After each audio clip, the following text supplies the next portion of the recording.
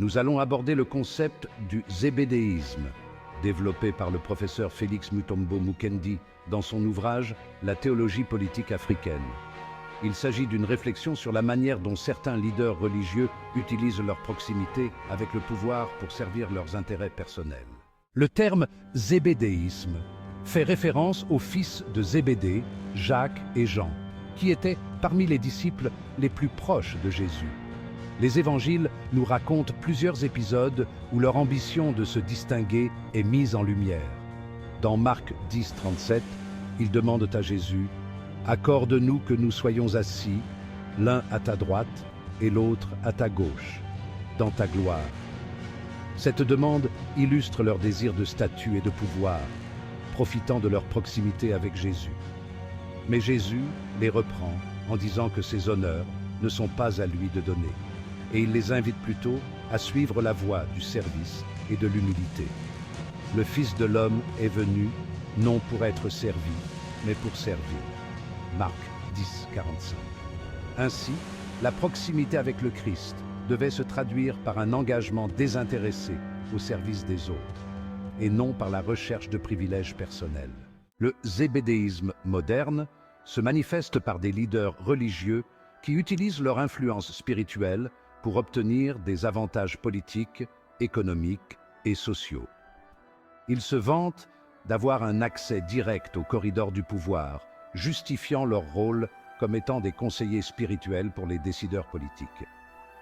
Ce phénomène se retrouve un peu partout dans le monde, notamment dans certains milieux religieux africains. Cependant, comme dans l'histoire des fils de Zébédée, cette recherche de pouvoir se fait souvent au détriment des principes évangéliques.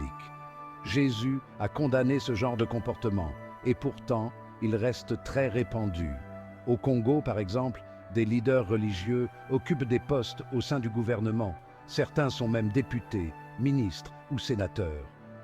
Dans ces situations, la frontière entre le spirituel et le temporel devient floue, et l'objectif initial de servir la communauté semble parfois oublié. Le zébédéisme pose plusieurs problèmes. Premièrement, il crée une confusion entre le message de l'Évangile et la quête de pouvoir. Jésus a mis en garde contre le danger d'utiliser son nom pour imposer sa volonté, comme on peut le lire dans Luc 9, 54-55, où Jacques et Jean voulaient appeler le feu du ciel pour détruire un village qui avait rejeté Jésus. Ce dernier les a fermement réprimandés, leur rappelant que ce n'était pas là sa mission. Deuxièmement, cette fusion entre pouvoir religieux et politique peut détourner l'Église de sa mission principale, prêcher la bonne nouvelle et servir les plus vulnérables.